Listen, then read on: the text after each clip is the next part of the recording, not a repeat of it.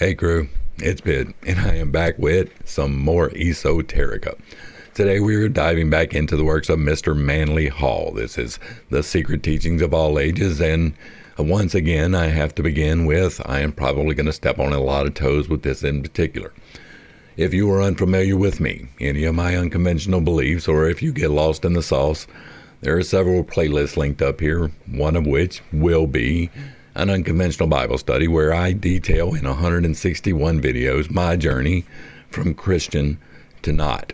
There are many reasons for that particular conversion, and some of them may be outlined here today, but most importantly out of all of those is the fact that there was no chosen people. There can be a chosen person, but there is no chosen people. God made everybody, and whoever is following his will and his way, that's the chosen people, right? Those particular people, not a group, not because of how you were born, not because of your ethnicity, not because of the skin tone. God made all of the skin tones. And so today is almost certainly going to step on some toes because we are dealing with the Tabernacle in the wilderness. But I have already dealt with the Tabernacle in the wilderness several times. We have an entire playlist devoted to that.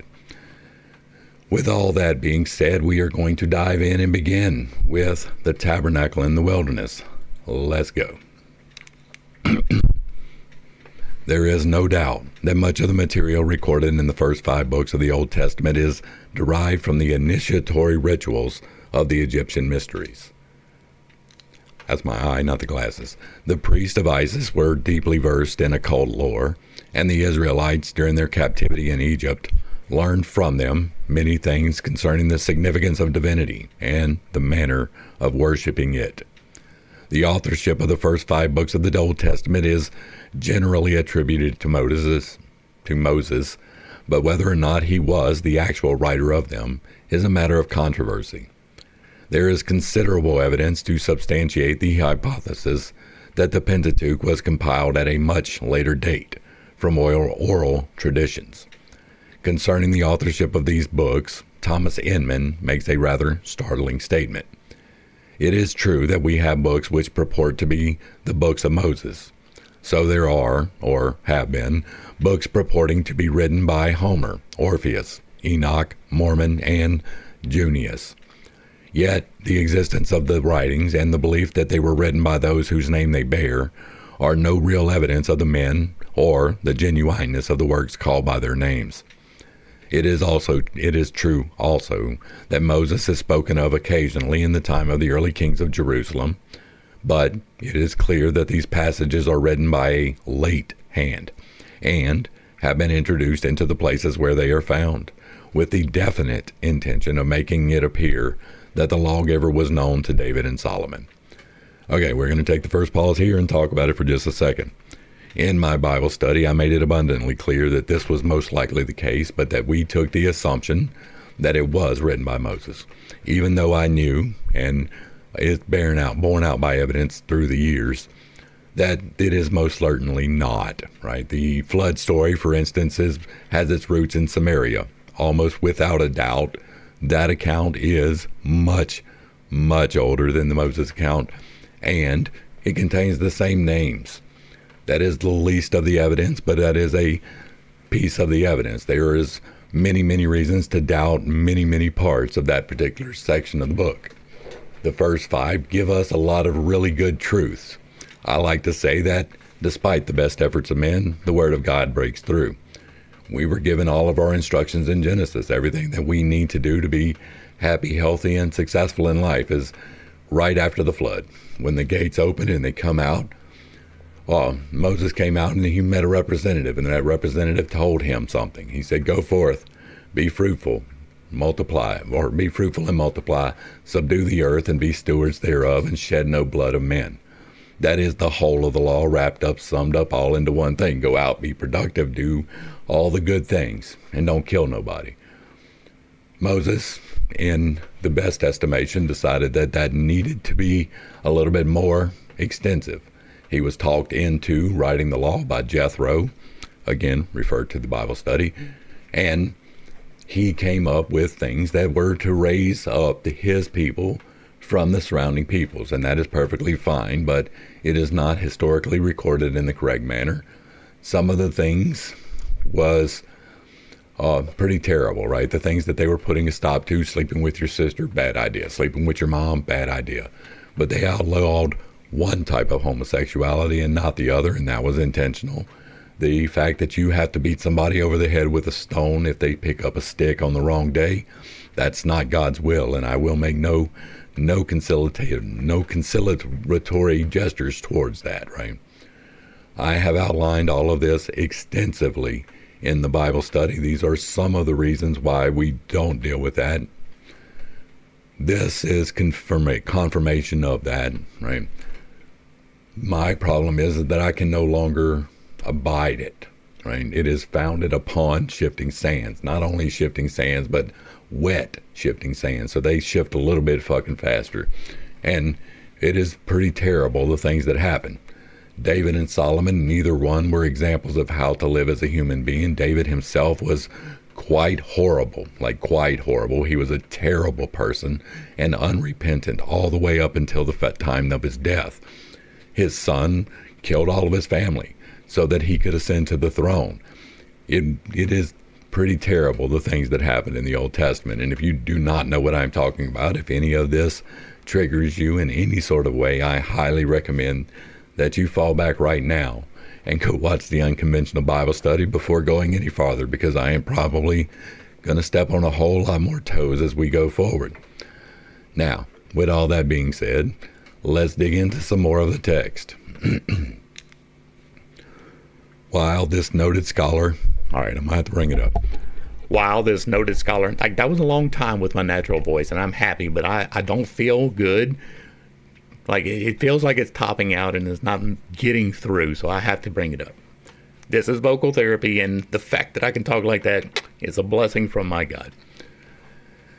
While this noted scholar undoubtedly had much evidence to support his belief, it seems that this statement is somewhat too sweeping in character. It is apparently based upon the fact that Thomas Inman doubted the historical existence of Moses. This doubt was based upon the etymological resemblance to the word Moses to an ancient name for the sun. As the result of these deductions, Inman sought to prove that the lawgiver of Israel was merely another form of the omnipresent solar myth. While Inman demonstrated that by transposing two of the ancient letters, the word Moses became Shema, an appellation of the celestial globe. That's not why I am against it. He seems to have overlooked the fact that in the ancient mysteries, the initiates were often given names synonymous with the sun, to symbolize the fact that the redemption and regeneration of the solar power had been achieved within their own natures. It is far more probable that the man, whom we know as Moses, was an accredited representative of the secret schools, laboring, as many other emissaries have labored, to instruct primitive races in the mysteries of their immortal souls. It is almost certain that the mysteries that Moses learned were from Midian, even though he is purported to have been from Egypt. There is a lot of reasons to doubt that particular part of the legend, but if so, if he was part of the royal family, as is intimated and not intimated, actually stated in that book, then he would have learned the mysteries of Egypt. He would have been well versed in the mysteries, right? He would have known how to turn a staff into a snake, because the Pharaoh's Egyptian priests, they could do that. There were things back then that we do not have powers of today. Part of the reason that we cannot do those things, I fully and wholeheartedly believe, is because of that book. I believe that that control system was put in place to keep people from doing the things that Moses could do. It was fine for him to commit sorcery, but not for you. It was fine for his sister to commit sorcery, but not for you. It was fine for his brother-in-law, but not for you, right? Those things are important. There was a witch involved in the journey across the wilderness. The witch was the one that made the water appear first. If you don't know what I'm talking about, once again, fall back to the Unconventional Bible Study. There are 161 videos about this. The true name of the grand old man of Israel, who is known to history as Moses, will probably never be ascertained. The word Moses, when understood in its esoteric Egyptian sense, means one who has been admitted into the mystery schools of wisdom, and as gone forth to teach the ignorant concerning the will of the gods and the mystery of life, as these mysteries were explained within the temples of Isis, Osiris, and Serapis. He was most likely got it from Midian, not from Egypt.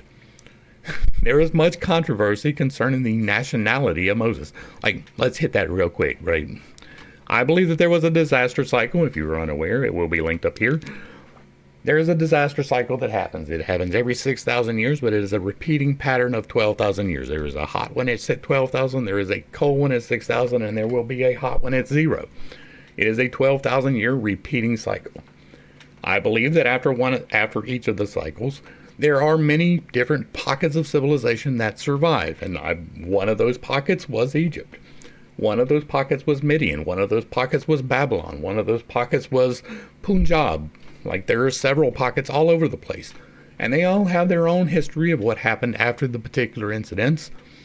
They each had their own mystery schools. They each had their own peccadillos about how they enacted those things. Jethro, Moses' father-in-law, was a priest of Midian, and he was versed in the Midian school of magic. When Moses was done with the Midianites, after they led him through the wilderness, and if you don't know what I'm talking about, once again, fall back to the Bible study, because the Midianites were who led them through the desert. It was not God. After that happened, Moses sent people back, and they destroyed all of Midian. It is an interesting read. You should pick it up. But that is almost certainly where he picked up his mystery knowledge from, and it enabled him to do the things that he did. Now, I'm not taking away from the fact that these miracles and things happen. I believe that all of the magic is possible. I may not be able to do it, but there is significant reason to believe that it might be true. I can do some things, mostly within myself. I have, however, affected the weather before. And so I do not discount any of the miracles. I don't discount the prophecy, although I doubt its accuracy and its veracity. I do believe that it happened. I don't believe that it has to happen in the way, particularly, that they saw the things. All of this, once again, is laid out in the Bible study in extensive detail, but it is almost certain that he learned from the Midianites and not from the Egyptians. There is much controversy concerning the nationality of Moses. Some assert that he was a Jew, adopted and educated by the ruling house of Egypt. Others hold the opinion that he was a full-blooded Egyptian. A few even believe him to be identical with the immortal Hermes. For both these illustrious founders of religious systems received tablets from heaven, supposedly written by the finger of God. The stories told concerning Moses, his discovery in the Ark of Bulrushes by Pharaoh's daughter, his adoption into the royal family of Egypt, and his later revolt against Egyptian autocracy coincide exactly with certain ceremonies through which the candidates of the Egyptian mysteries passed in their ritualistic wanderings in search of truth and understanding. The analogy can also be traced in the movements of the heavenly bodies. It is not strange that the erudite Moses, initiated in Egypt, should teach the Jews a philosophy containing the more important principles of Egyptian esotericism. The religions of Egypt at the time of the Israelitic captivity were far older than even the Egyptians themselves realized. Histories were difficult to compile in those days, and the Egyptians were satisfied to trace their race back to a mythological period when the gods themselves walked the earth and with their own power established the double empire of the Nile. The Egyptians did not dream that these divine progenitors were the Atlanteans, who, forced to abandon their 7 islands because of the volcanic cataclysms, had immigrated into Egypt. Okay, let's stop right here. This is, again, not true. The Atlanteans, right? Forced to abandon their 7 islands because of volcanic cataclysms is not it. It's not. We have dealt with Timaeus and Cretaeus, where we have the only accurate descriptions, right, semi-accurate descriptions at least, of Atlantis. And it was an island, one solid island, huge, the size of most of North Africa, like not sub-Saharan, but I guess Saharan Africa, right? It was as big as Libya, which was the western part of Africa, northern part of Africa, and Egypt combined. It had 10 kingdoms, not 7. There were not 7 islands, it was 1 island, and it was not volcanic cataclysms, but instead a giant flood. That is what is recorded, and it is not this. I just have to point that out. Had immigrated into Egypt, then an Atlantean colony, and again, that is not what is recorded, where they established a great philosophic and literary center of civilization, which was later to influence profoundly the religions and science of unnumbered races and peoples. Today, Egypt is forgotten, but things Egyptians will always be remembered and revered. Egypt is dead, yet it lives immortal in its philosophy and architectonics. As Odin founded his mysteries in Scandinavia and Quetzalcoatl in Mexico, so Moses, laboring with the then nomadic people of Israel's 12 tribes, established in the midst of them his secret and symbolic school, which has come to be known as the Tabernacle Mysteries. The Tabernacle of the Jews is merely a temple patterned after the temples of Egypt, and transportable to meet the needs of that roving disposition which the Israelites were famous. Every part of the tabernacle and the enclosure which surrounded it was symbolic of some great natural or philosophic truth. To the ignorant it was but a place to which to bring offerings, and in which to make sacrifice. To the wise it was a temple of learning, sacred to the universal spirit of wisdom. I have an alternate theory about what the tabernacle was, and it is this in brief, but again, fall back to the Bible study. It was a static electricity collection device. The tabernacle itself was designed to collect static electricity and vibrations from noise, and to change them into a power that was usable. The Ark of the Covenant seems to have functioned both as a battery and a capacitor, and that it had allowed some great discharge effects to happen through the use of a device called the shamir, which was most likely, in my estimation, a piece of green quartz. Why green quartz, you ask? Because green quartz contains uranium, and uranium is radioactive, and it would allow you to do things that regular clear quartz would not, be because it did not contain any radioactive elements. There was a source on Sinai where you could possibly get that. We have gone many times to go view in Google Earth where I believe it was. You should definitely check back and follow that.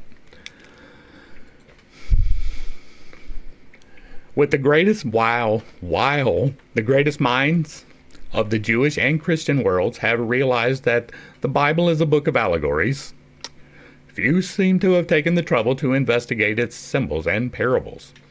When Moses instituted his mysteries, he is said to have given to a chosen few initiates certain oral teachings which could never be written, but were to be preserved from one generation to the next by word-of-mouth transmission. Those instructions were in the form of philosophical keys, by means of which the allegories were made to reveal their hidden significance. These mystic keys to their sacred writings were called by the Jews the Kabbalah. We just dealt extensively with that in this playlist. The modern world seems to have forgotten the existence of those unwritten teachings, which explain satisfactorily the apparent contradictions of the written scriptures, nor does it remember that the pagans appointed their two-faced Janus as custodian of the keys to the Temple of Wisdom. Show me that. Show me that there was this and then people forgot it, because if people forgot it, where's the evidence, right? That's an assumption. That's what that is, right? They forgot it. That's what happened.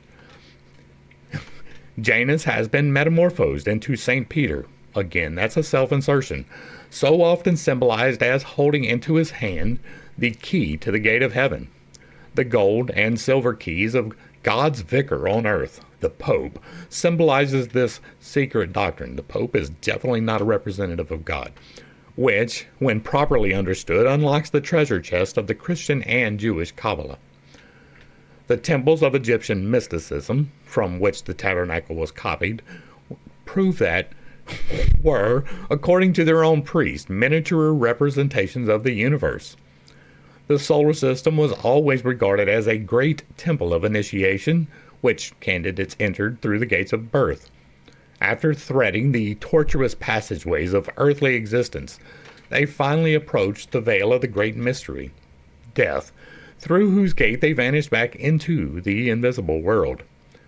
Socrates subtly reminded his disciples that death was, in reality, the great initiation, for his last words were, "Crito, I owe a cock to Asclepius. Will you remember to pay the debt?" As the rooster was sacred to the gods, and the sacrifice of this bird accompanied candidate's introduction into the mysteries, and Socrates implied that he was about to take his great initiation. And again, that is an insertion Life is the great mystery, and only those who pass successfully through its tests and trials, interpreting them aright and extracting the essences of experience therefrom, achieve true understanding. Thus the temples were built in the form of the world, and their rituals were based upon life and its multitudinous problems. Not only was the tabernacle itself patterned according to Egyptian mysticism, its utensils were also of ancient and accepted form. The Ark of the Covenant itself was an adaptation of the Egyptian Ark, even to the kneeling figures upon its lid. Bas-reliefs in the Temple of Philae show Egyptian priests carrying their ark, which closely resemble the Ark of the Jews, upon their shoulders by means of staves, like those described in Exodus.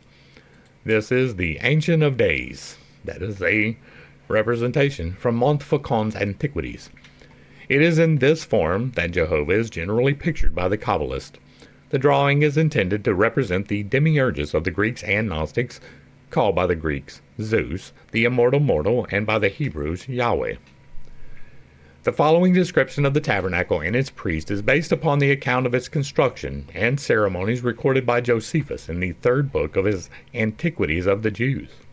The Bible references are from a Breach's Bible, famous for its rendering of the 7th verse of the 3rd chapter of Genesis.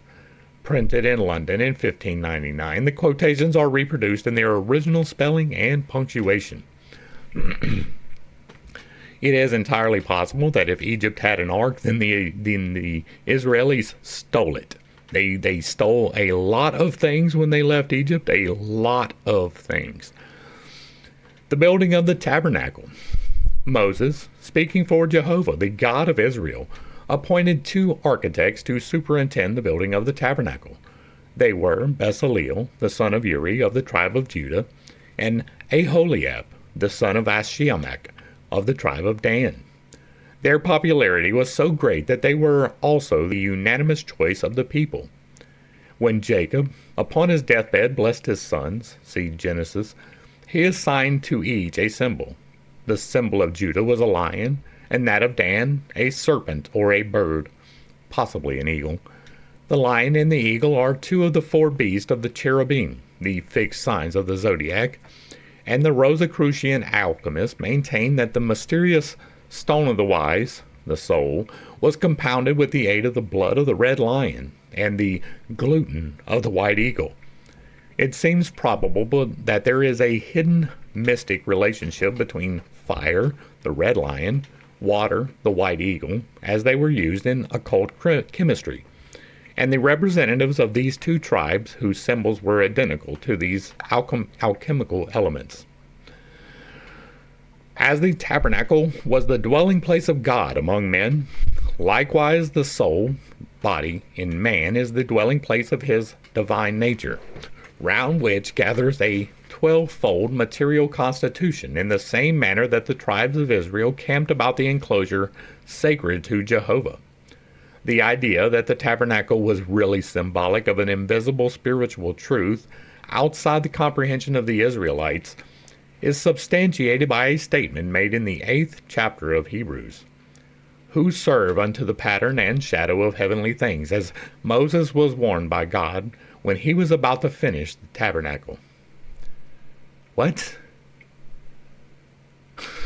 Here we find the material physical place of worship called a shadow, or symbol of spiritual institution, invisible but omnipotent. I would have to fall back and read the scripture, but that is almost certainly taken out of context and not correct. The specifications of the tabernacle are described in the book of Exodus, 25th chapter. Then the Lord spake unto Moses, saying, Speak unto the children of Israel that they receive an offering for me, of every man whose heart giveth it freely. Ye shall take the offering for me. And this is the offering which ye shall take of them, gold and silver and brass and blue silk and purple and scarlet and fine linen and goat hair, and ram skins colored red and the skins of badgers and the wood of shittim, oil for the light, spices for the anointing oil, and for the perfume of sweet favor, onyx stones and stories to be set in the ephod and in the breastplate. Also they shall make me a sanctuary, that I may dwell among them, according to all that I show thee. Even so shall ye make the form of the tabernacle, and the fashion of all the instruments thereof. The court of the tabernacle was an enclosed area, 50 cubits wide and 100 cubits long, circumscribed by a wall of linen curtains hung from brazen pillars, 5 cubits apart. The cubit is an ancient standard of measurement, the length being equal to the distance between the elbow and the extreme end of the index finger, right? This measurement changed over time. It is not the same all the way through the Bible. There were 20 of these pillars on each of the longer sides and 10 on the shorter. Each pillar had a base of brass and a capital of silver. The tabernacle was always laid out with the long sides facing north and south and the short sides facing east and west, with the entrance to the east, thus showing the influence of primitive sun worship, of course. The outer court served the principal purpose of isolating the tent of the tabernacle proper, which stood in the midst of the enclosure. At the entrance to the courtyard, which was in the eastern face of the rectangle, stood the altar of burnt offerings, made of brass plates over wood and ornamented with the horns of bulls and rams. Further in, but on a line with this altar, stood the layer of purification, a great vessel containing water for priestly ablutions. The laver was twofold in its construction, the upper part being a large bowl, probably covered, which served as a source of supply for a lower basin in which the priests bathed themselves before participating in the various ceremonials. It was supposed that this laver was encrusted with the metal mirrors of the women of the 12 tribes of Israel. Okay. How? Why? What is the supposition of that? I don't remember reading that. The dimensions of the tabernacle proper were as follows. Its length, when it was set up, was 30 cubits. Its breadth was 10 cubits. The one of its walls was on the south, and the other was exposed to the north, and on the back of it remained the west. It was necessary that its height should be equal to its breadth, 10 cubits. Josephus. It is the custom of the bibliologists to divide the interior of the tabernacle into 2 rooms. One room, 10 cubits wide, 10 cubits high, and 20 cubits long, which was called the holy place and contained 3 special articles of furniture, namely the 7-branched candlestick, the table of the showbread, and the altar of burnt incense. The other room was 10 cubits wide, 10 cubits high, and 10 cubits long, which was called the Holy of Holies, and contained but 1 article of furniture, the Ark of the Covenant. The 2 rooms were separated from each other by an ornamental veil, upon which were embroidered many kinds of flowers, but no animal or human figures. It is important to stop and note here that this is the golden mean typified, right? You had the cube, 10 by 10 by 10, and then you had the next step, which was 10 by 10 by 20. There is math there that you should be paying attention to.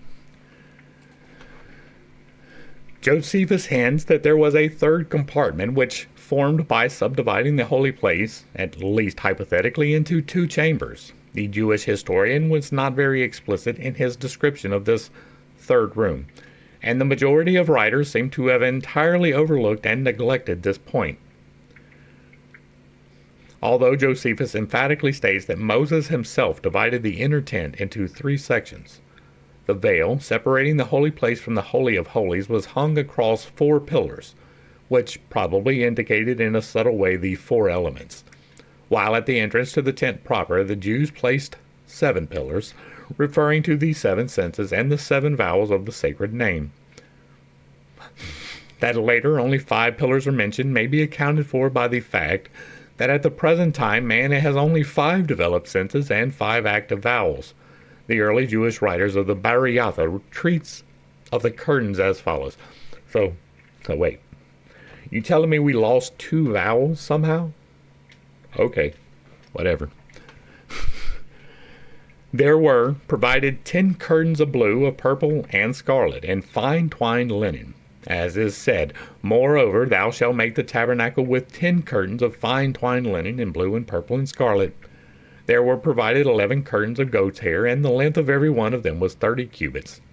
Rabbi Judah said there were 2 covers, the lower one of ram skin dyed red, and the upper one of badger skin. Calmet is of the opinion that the Hebrew word translated badger really means dark purple, and therefore did not refer to any particular animal, but probably to a heavenly woven, waterproof fabric of dark and inconspicuous color.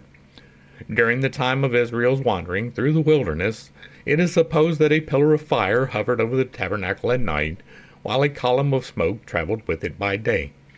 This cloud was called by the Jews the Shekinah, and was symbolic of the presence of the Lord. In one of the early Jewish books, rejected at the time of compiling the Talmud, the following description of the Shekinah appears. Then a cloud covered the tent of the congregation, and the glory of the Lord filled the tabernacle. And that was one of the clouds of glory which served the Israelites in the wilderness 40 years. One on the right hand and one on the left, and one before them and one behind them, and one over them, and a cloud dwelling in their midst. And the cloud, the Shekinah, which was in the tent.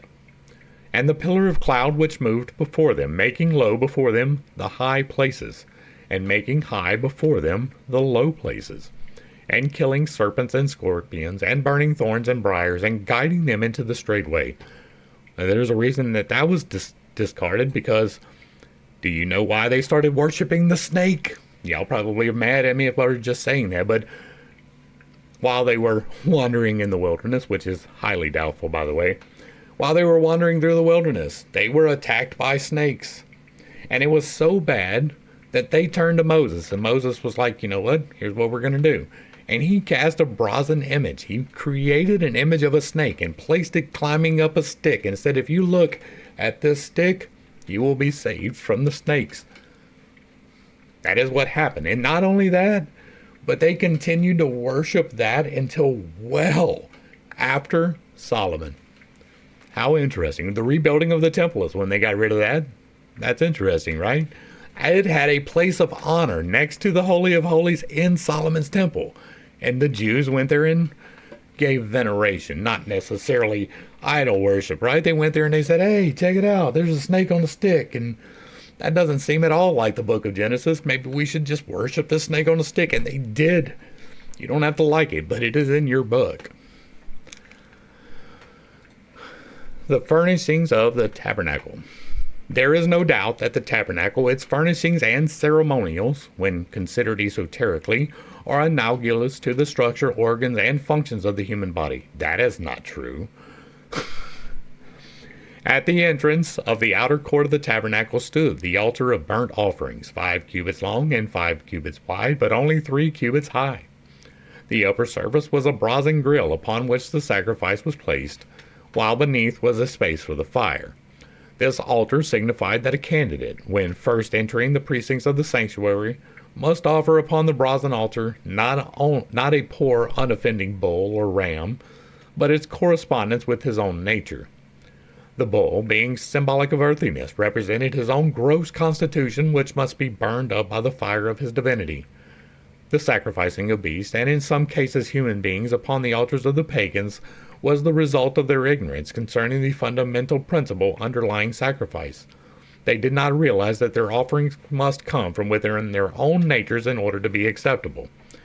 And here again we are going to pause, because there is a point behind the sacrifice, and it was to give you a monetary cost. It is to hurt you in the pocketbook, because that is the only way people get hurt. When you committed a sin, it needed to be something that you repented from, and the best way to make you repent was to hit you in the budget. These animals were part of their food supply. It was how they made their living. It was how they survived. And we're not going to get into the how did you get all of these millions of animals across the desert? We're not going to deal with that. That we dealt with in the Bible study. The sacrificing of the beast was ordered by one of the entities, and I do believe that that entity that ordered that was not aligned with good. Not whatsoever. As a matter of fact, I say and hold firmly, every single blood sacrifice was wrong. There was never a needed sacrifice for you to be forgiven from sin, right? Or a necessary one. There's a difference between necessary and needed. We go into that in a whole video. Necessary means that you must absolutely have it, and needed means that it would be extremely useful, right? The thing necessary to cut down a tree is a sharp edge. What you need is an axe, but you can do it with a butter knife. That's what's needed, is the edge. It's going to be extremely difficult to do it with the butter knife. It is not the correct tool, but you can do it because what is needed is the sharp edge, right? Or what is necessary is the sharp edge. What is needed is the axe. There is a difference there. It is a subtle difference, but it is a major one. There was never a necessary sacrifice for you to be forgiven from sin other than your sin. That is in part what it is saying here, but it does not quite hit that hammer home. Every single time that you spill blood to be forgiven for your sin, you are doing it wrong. With one possible exception, we talked about that before, how I believe that Jesus came to put an end to the animal sacrifice, that he saw the mission as that, and then we made a whole religion about him being the sacrifice. That's not the original point of the Gospels. You should go back and read Jesus' words. I did it for you, but you can do it for yourself. Farther westward, in line with the brazen altar, was the laver of purification already described. It signified to the priest that he should cleanse not only his body, but also his soul from all stains of impurity. For none who is not clean in both body and mind can enter into the presence of divinity and live. Beyond the laver of purification was the entrance to the tabernacle proper, facing the east, so that the first rays of the rising sun might enter and light the chamber. Between the encrusted pillars could be seen the holy place, a mysterious chamber, its walls hung with magnificent drapes embroidered with the faces of cherubs. Because that wouldn't be idol worship, having the face of something on your wall. Against the wall on the southern side of the holy place stood the great candlestick, or lampstand, of cast gold, which was believed to weigh about 100 pounds. From its central shaft branched out 6 arms, each ending in a cup-shaped depression in which stood an oil lamp. There were 7 lamps, 3 on the arms at each side and 1 on the central stem, representing something that we have already talked about many times. The candlestick was ornamented with 72 almonds, knops, and flowers. Josephus says 70, but wherever this round number is used by Hebrews, it really means 72. That's not an assumption. If it says 70, then go ahead and say 70. There may be reasons for 72, but don't assume. Opposite the candlestick, against the northern wall, was a table bearing 12 loaves of shewbread and 2 stacks of 6 loaves each. Calmet is of the opinion that the bread was not stacked up, but spread out on the table in 2 rows, each containing 6 loaves. On this table also stood 2 lighted incensaries, which were placed upon the tops of the stacks of showbread, so that the smoke of the incense might be an acceptable aroma to the Lord, bearing with it in its ascent the soul of the shewbread. In the center of the room, almost against the partition leading to the Holy of Holies, stood the altar of burnt incense, made of wood, overlaid with golden plates. Its width and length were each a cubit, and its height was 2 cubits. This altar was symbolic of the human larynx, from which the words of man's mouth ascend as an acceptable offering unto the Lord. For the larynx occupies the position in the constitution of man between the holy place, which is the trunk of his body, and the Holy of Holies, which is the head with its contents. Into the Holy of Holies none might pass, save the high priest, and he only at certain prescribed times. The room contained no furnishings save the Ark of the Covenant, which stood against the western wall, opposite the entrance. In Exodus, the dimensions of the ark are given as 2.5 cubits for its length, 1.5 cubits for its breadth, and 1.5 cubits for its height. It was made of shittim wood, gold-plated within and without, and contained the sacred tablets of the law delivered to Moses upon Sinai. The lid of the ark was in the form of a golden plate upon which knelt two mysterious creatures called cherubim, facing each other with wings arched overhead. It was upon this mercy seat between the wings of the celestials that the Lord of Israel descended when he desired to communicate with his high priest. The furnishings of the tabernacle were made conveniently portable. Each altar and implement of any size was supplied with staves, which could be put through rings. By this means it could be picked up and carried by 4 or more bearers. The staves were never removed from the Ark of the Covenant until it was finally placed into the Holy of Holies of the everlasting house, King Solomon's temple. Is that correct? Is that right? You sure about that? You might want to go back and read through Joshua. We missed this. I'm going to fall back. The breastplate of the high priest. This contained 12 stones of different colors. We have dealt with these stones in the crystal video and why they were important. From Calamate's Dictionary of the Holy Bible. The order of the stones and the tribe over which each administered were, according to Calmet, as in the above diagram. These gems, according to the Rosicrucians, were symbolic of the 12 great qualities and virtues: illumination, love, wisdom, truth, justice, peace, equilibrium, humility, faith, strength, joy, and victory. Self-insertion. Okay, and back to the text. Into the Holy of Holies none might pass, save the high priest. Okay, we did that. The furnishings of the tabernacle were made conveniently portable. Each altar and implement of any size was supplied with staves which could be put through rings. By this means it could be picked up and carried by 4 or more bearers. The staves were never removed until it was finally placed in Solomon's temple. Now we're back. There is no doubt that the Jews in early times realized, at least in part, that their tabernacle was a symbolic edifice. Josephus realized this, and while he has been severely criticized because he interpreted the tabernacle's symbolism according to Egyptian and Grecian paganism, his description of the secret meanings of its drapes and furnishings is well worthy of consideration. He says, "When Moses distinguished the tabernacle into 3 parts and allowed 2 of them to the priest, as a place accessible and common, he denoted the land and the sea, those being of general access to all, but he set apart the 3rd division for God, because heaven is inaccessible to men.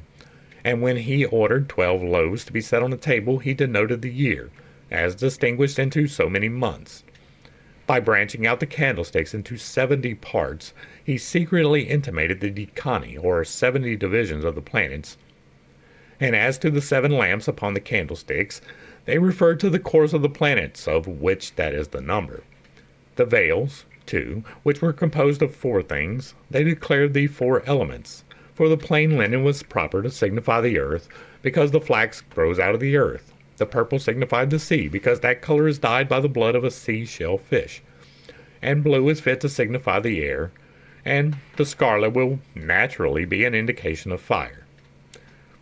Those are interpretations for sure. Now, the vestment of the high priest, being made of linen, signified the earth, though it kept him from being electrocuted. The blue denoted the sky, being like lightning in his pomegranates, and in the noise of the bells resembling thunder. As for the ephod, it showed that God had made the universe of 4 elements. And as for the gold interwoven, it related to the splendor by which all things are enlightened. He also appointed the breastplate to be placed in the middle of the ephod, to resemble the earth, for that it has the very middle place of the world. And the girdle, which encompassed the high priest round, signified the ocean, for that goes round about and includes the universe. Each of the sardonyxes declares to us the sun and the moon. Those, that were in the nature of buttons and on the high priest's shoulders.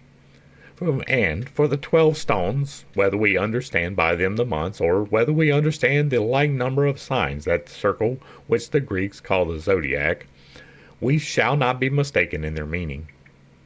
And for the mitre, which was of blue color, it seems to me to mean heaven, for how otherwise could the name of God be inscribed upon it?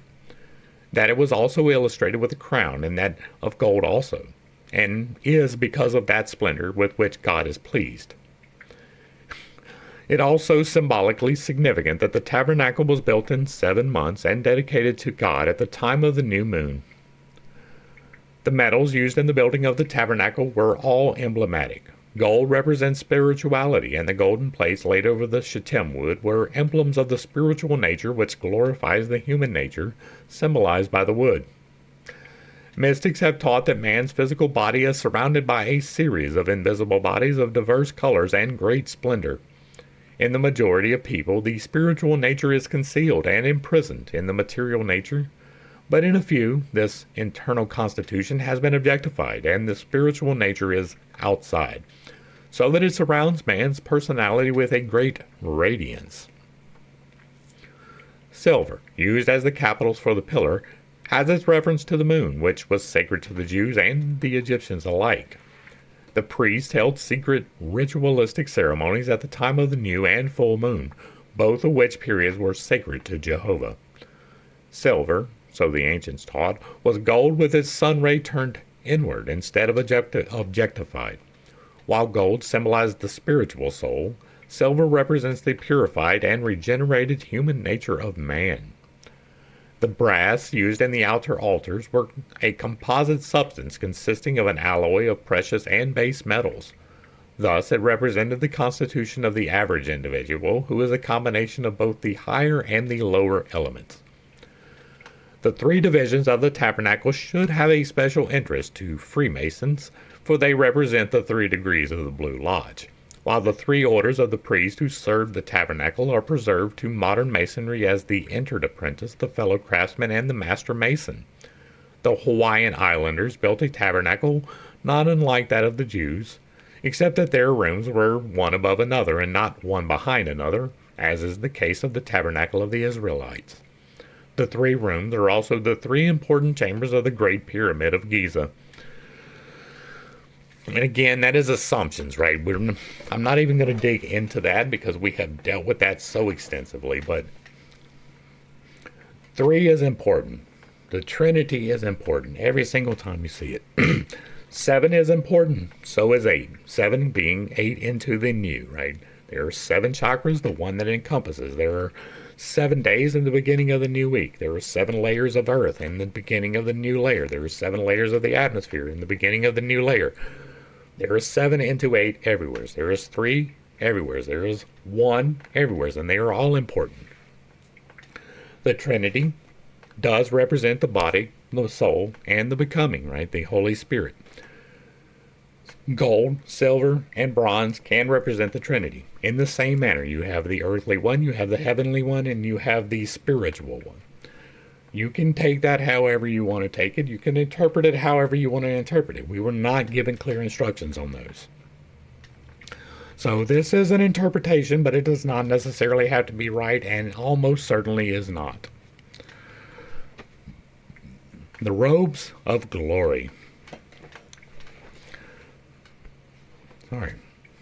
As explained in the quotation from Josephus, the robes and adornments of the Jewish priests had a secret significance, and even to this day there is a religious cipher language concealed in the colors, forms, and uses of sacred garments, not only among the Christians and Jewish priests, but also among pagan religions. The vestments of the tabernacle priests were called kahanei. Those of the high priest were termed kahanei rabiei. Over the machanes, an undergarment resembling short trousers, they wore the kathoni, a finely woven linen robe, which reached to the ground and had long sleeves tied to the arms of the wearer. A brightly embroidered sash, twisted several times around the waist, a little higher than is customary, with one end pendant in front, and a closely fitting linen cap, designated masnanepathes, completed the costume of the ordinary priest. We'll go ahead and do the garments of glory right here, and I am going to steal that, and we will use that in the thumbnail today. From Mosaic History de Hebrewnese Kirche. The robe of the high priest of Israel were often called the garments of glory, for they resembled the regenerated and spiritualized nature of man, symbolized by a vestment which all must weave from the threads of character and virtue before they can become high priests after the order of Melchizedek. Not true. As far as I know, I am the only one that is initiated into the order of Melchizedek walking on the earth today. I have not met any others, and there is a way to tell, so don't come claiming it if you're not it. But there are other people out there, I am sure, but I am definitely one of them, and it has nothing to do with these garments. The vestments of the high priest were the same as those of the lesser degrees, except that certain garments and adornments were added. Over the specially woven white linen robe that the high priest wore, a seamless and sleeveless habit. Sky blue in color and reaching nearly to his feet, this was called the meir, and was ornamented with a fringe of alternated golden bells and pomegranates. All to help him ground, if you didn't know. In Ecclesiasticus, one of the books rejected from the modern Bible, these bells and their purpose are described in the following words. And he compassed him with pomegranates and with many golden bells round about, that as he went there might be a sound and a noise that might be heard in the temple, for a memorial to the children of his people. The meir was also bound in with a variegated girdle, finely embroidered with gold wire inserted through the embroidery. The ephod, a short vestment described by Josephus as resembling a coat or jacket, was worn over the upper part of the meir. The threads of which the ephod were woven were of many colors, probably red, blue, purple, and white, like the curtains and coverings of the tabernacle. Fine gold wires were also woven into the fabric. The ephod was fastened at each shoulder with a large onyx in the form of a button, and the names of the 12 sons of Jacob were engraven upon these 2 stones, 6 on each. These onyx buttons were supposed to have oracular powers, and when the high priest asked certain questions, they emitted a celestial radiance. When the onyx on the right shoulder was illuminated, it signified that Jehovah answered the question of the high priest in the affirmative, and when the one on the left gleamed, it indicated a negative answer to the query. In the middle of the front surface of the ephod was a space to accommodate the asin, or breastplate of righteousness and prophecy, which, as its name signifies, was also an oracle of great power. This pectoral was roughly square in shape and consisted of a frame of embroidery, into which were set 12 stones, each held in a socket of gold. Because of the great weight of its stones, each of which was of considerable size and immense value, the breastplates were held in possession by a special golden chains and ribbons. The 12 stones of the breastplate, like the onyx stones at the shoulders of the ephod, had the mysterious power of lighting up with divine glory, and so serving as oracles. Concerning the strange power of these flashing symbols of Israel's 12 tribes, Josephus writes, "Yet will I mention what is still more wonderful than this.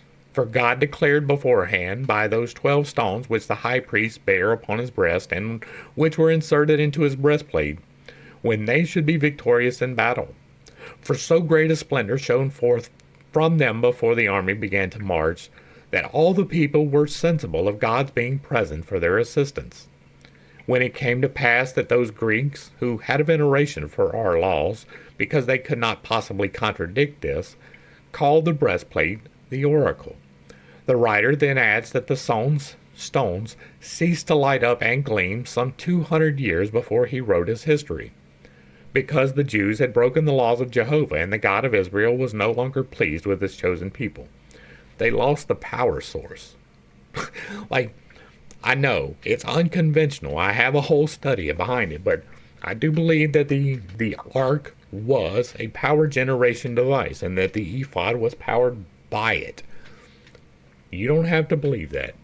It is my supposition. It is my conspiratorial mind coming up with that, so I don't have a problem if you don't believe it. But I do not believe that the Jews were ever his chosen people. The Jews learned astronomy from the Egyptians, and it is not unlikely that the 12 jewels of the breastplate were symbolic of the 12 constellations of the zodiac.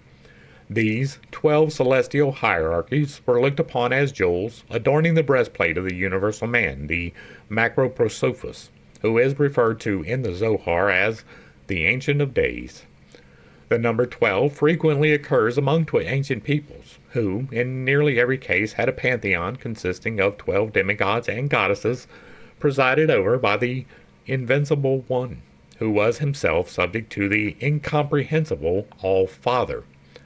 This use of the number 12 is especially noted in the Jewish and Christian writings. The 12 prophets, the 12 patriarchs, the 12 tribes, and the 12 apostles. Each group has a certain occult significance, for each refers to the divine duodecimo, or 12-fold deity, whose emanations are manifested in the tangible created universe through 12 individualized channels. The secret doctrine also taught the priests that the jewels represented centers of life within their own constitutions, which, when unfolded according to the esoteric instructions of the temple, were capable of absorbing into themselves and radiating forth again the divine light of the deity. The East Indian lotus blossoms have a similar meaning. The rabbis have taught that each twisted linen thread used in weaving the tabernacle curtains and ornamentations consisted of 24 separate strands, reminding the discerning that the experience gained during the 24 hours of the day, symbolized in masonry by the 24-inch rule, becomes the threads from which are woven the garments of glory. I wonder what happens if you multiply 8 by 3. I wonder what happens then. The Urim and Thummim. In the reverse side of the essen, or breastplate, was a pocket containing mysterious objects, the Urim and Thummim. Aside from the fact that they were used in divination, little is known about these objects. Some writers contend that they were small stones, resembling the fetishes still revered by certain aboriginal peoples, which the Israelites had brought with them out of Egypt because of their belief that they possessed divine power. Others believe that the Urim and Thummim were in the form of dice, used for deciding events by being cast upon the ground. That is not what the book says. A few have maintained that they were merely sacred names, written on plates of gold and carried as talismans. According to some, the Urim and Thummim signifies lights and perfections, or light and truth, which last present a striking analogy to the two figures of Ra and Themi in the breastplate worn by the Egyptians. Gardeners, the face of the world. Not the least remarkable of the vestments of the high priest was his bonnet, or headdress. Over the plain white cap of the ordinary priest, this dignitary wore an outer cloth of blue and a crown of gold. The crown consisting of 3 bands, one above the other like the triple mitre of the Persian Magi. This crown symbolized that the high priest was ruler, not only over the 3 worlds which the ancients had differentiated, heaven, earth, and hell, no, but also over the threefold divisions of man and the universe, the spiritual, intellectual, and material worlds. These divisions were also symbolized by the 3 apartments of the tabernacle itself. All right, let's hit it. In the Old Testament, you will not find one single reference to hell. You will find Sheol, which is the land of the dead, which is the separation from the living, but it was not a place of eternal punishment and burning, guided over by this Lucifer, who was punishing people for all of eternity. That was not anywhere to be found in any of the faith of the Jewish people. We covered that in extensive detail when I thought I did this, but we covered that in extensive detail in the Bible study.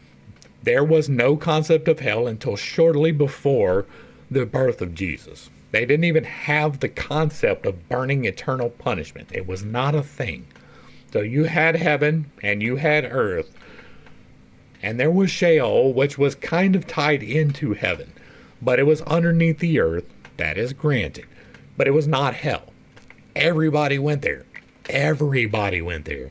It was the land of the dead. Nobody was differentiated by their actions there. According to the faith of the Jews, you were either rewarded or punished here. Not there. There was no eternal punishment on the other side. If you believe that, I don't know what to tell you. It is not in the book. Go back and read it. I did it for you, but it is there. You can go back and read it for yourself. At the peak of the headdress was a tiny cup of gold, made in the form of a flower. This signified that the nature of the priest was receptive, and that he had a vessel in his own soul, which, cup-like, was capable of catching the eternal waters of life pouring upon him from the heavens above. This flower over the crown of his head is similar in its esoteric meaning to the rose growing out of the skull, so famous in Templar symbology. I have explained this to y'all before, right? This is the chakra. The ancients believed that the spiritual nature escaping from the body passed upward through the crown of the head. Therefore, the flower-like calyx or cup symbolized the spiritual consciousness. On the front of the golden crown was inscribed in Hebrew, "Holiness unto the Lord." Though robes and ornaments augmented the respect and veneration of the Israelites for their high priest, such trappings meant nothing to Jehovah.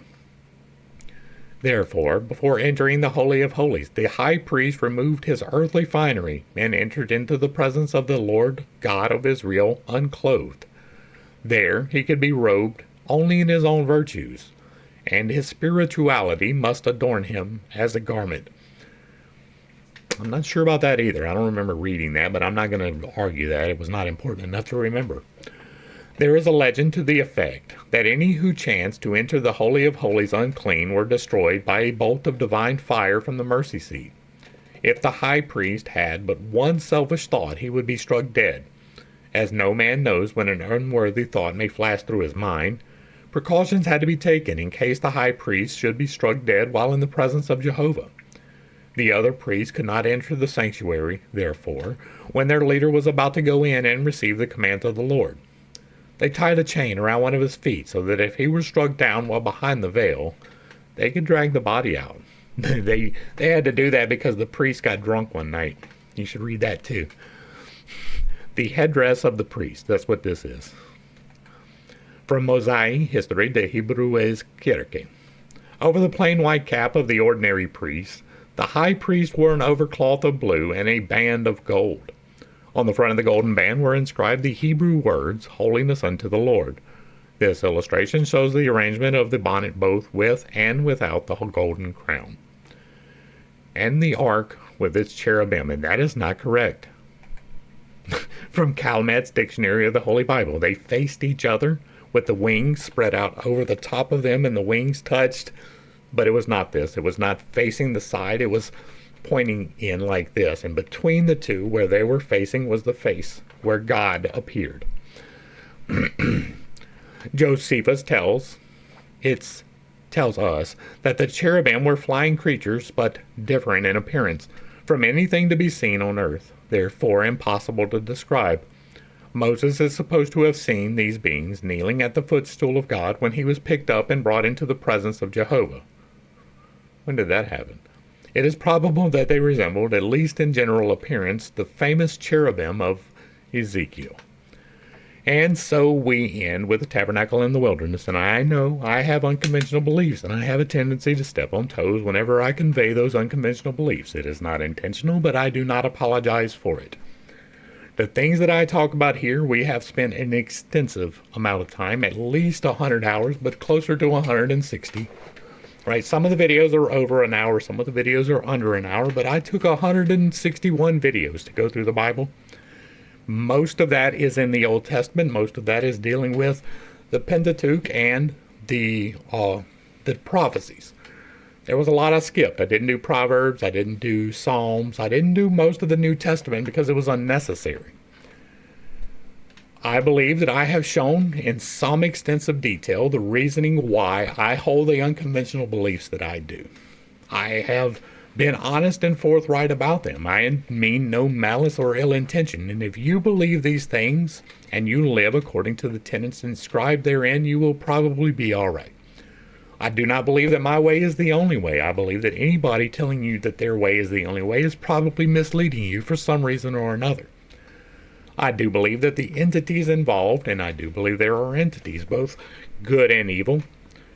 I do believe that the entities involved feed off of your energetic investments.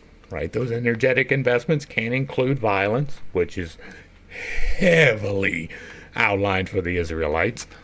As a matter of fact, they are only rewarded for violence. They are never rewarded for taking the peaceful route.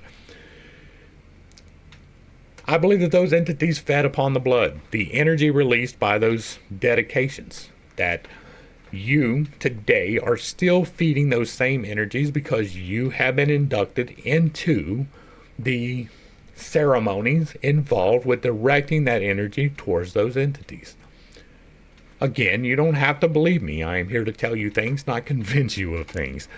I tell you to go back to the Bible study so many times because that is where I have detailed these things. I'm not going to take the time to detail them here, but I have very good reasons for every single thing that I believe. I have questioned my beliefs. I have tried to pick holes in more of them than you ever will. You are more than welcome to leave me comments down below stating how, but have you considered that the Israelites were the chosen people? You can leave those comments. People do it all of the time. Yes, I have considered your arguments, almost certainly. If you present me with an argument that I have not considered, I will consider it. I will take the time. I will research it. And if you are correct, I will make an entire video talking about it. I have no problem being corrected. I have been corrected many times. I am quite public about it when I am corrected. If I am wrong, I'm wrong. And there's no point in arguing against that. But people will argue against the logic that I show. They will argue against the things that I talk about. When I talk about direct contradictions, I mean direct contradictions, often held within the same book itself. Right? By that I mean in Ezekiel, you will see the direct contradictions about things. In Genesis, you will see direct contradictions with each other. And sometimes in the same chapter, sometimes in the same verses. It is reiterated in almost every single book that there was never a required sacrifice for you to be forgiven for sin. The only thing that was ever required for you to be forgiven from your sin was for you to give up your sin.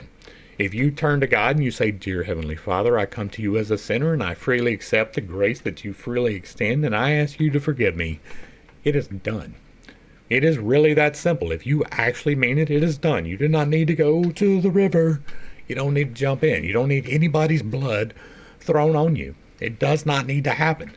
God does not need the intermediary, and to intimate that he does is a little bit silly to me. To say that God is restricted from forgiving you when you come to him with a contrite heart, unless you accept the blood of somebody else who dies, is a little bit silly to me. I used to believe that, so that is something I was corrected on. I was corrected on that through the Bible study. Where I started in Genesis is not where I ended up in Revelation. I promise you, those are two completely different belief systems.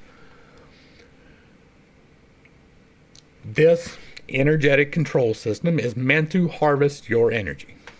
We dedicate our children to these entities. It is terrible, in my estimation, but if you are energetically yourself correct, by that I mean if you attempt at least to hold to the commandments as written, you are probably going to be okay. If you are doing earnest, honest things in earnest, honest ways, it is hard for the evil to take that advantage from you. But it is really easy to just walk down that aisle, say a little prayer, and think that you're going to be perfectly fine, and that is not true. If there is no change in here, if you do not move in different ways, then you have not truly accepted the will of God in your life, and there is a lot left to do. You are not saved in any way, shape, or form. You are not forgiven for any works. But the works will come out of you if you are actually saved. And that's where I'm going to wrap this one up. Hopefully I brought a little bit of enlightenment and not too much confusion to a series of somewhat difficult topics. I understand that I have some unconventional beliefs and that I have a tendency to step on some toes when I relay those. It is not intentional, but I do not apologize for it. If you like what I'm doing over here, let me know down below. Give me a like, share, and a sub. Throw me a comment. Let me know if you agree or disagree. If it remains respectful, it gets to remain up. And if you really like what I'm doing, hit me with that super thanks because I am not a communist. To the crew, thanks for hanging out. I appreciate every single minute that you are here with me, and I am praying for you every single day. Until next time, I love you. God loves you. You are perfect, whole, and complete just the way that you are. And this has been Pitt's Take. Peace.